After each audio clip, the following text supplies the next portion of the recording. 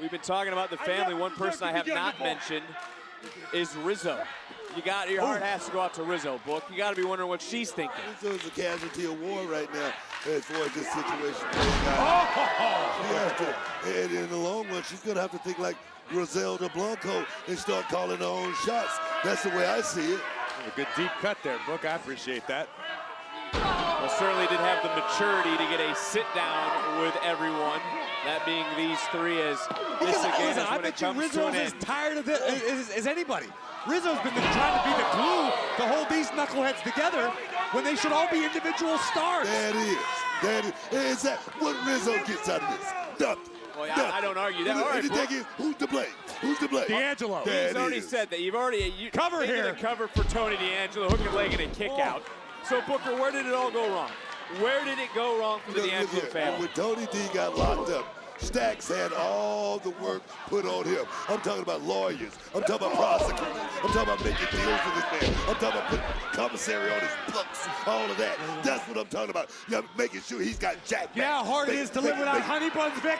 I don't want to imagine that. But yeah, I get what you're saying, Book. You didn't have any Mac Jack. I mean, what do you Jack Mac. Shoot the half into a submission. They don't have that in the suburbs. You grew up with a silver spoon in your mouth. I had to grow up eating Jack Mac. You don't need crack. Stuff like that. It's a hard road to roll. Big senton from Luca Crusifino. I'm going to let you breathe for a second. Corey and I are going to get back into this triple threat match because it's about family business. And for Luca Crusifino right now, he's been so instrumental in getting paperwork pushed through, and he's trying to do it now on his own 2 feet. Who are the other superstars on the roster, Vic, that you know of, that joined WWE to be a paper pusher, to push a pencil? Exactly. How many? No, they want to be stars, Crusifino included, which is why he needs to free himself from the shackles of his family and find out what he's truly made of as a superstar, just like Stacks did a few months ago. So you buy into the anger that both these men who are taking it to each other right now have towards Tony D'Angelo, off the double stop, into the cover, and the Don breaking things up. I wholeheartedly believe in the athletic abilities of all three of these gentlemen. I think all three of them have what it takes to be stars in this game, but they're not going to get there together. Tonight's about who takes the first step out of that. Not under Tony D's leadership.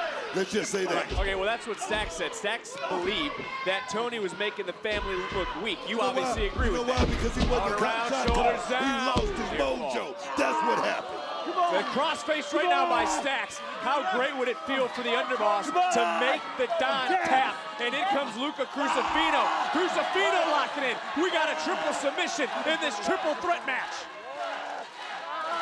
NXT Universe trying to, I don't necessarily know whose corner they're in, rallying behind all three of these men. And turning it right back around into his favor is Channing Stacks Lorenzo. Thank you. Give him that respect. The current Heritage Cup champion.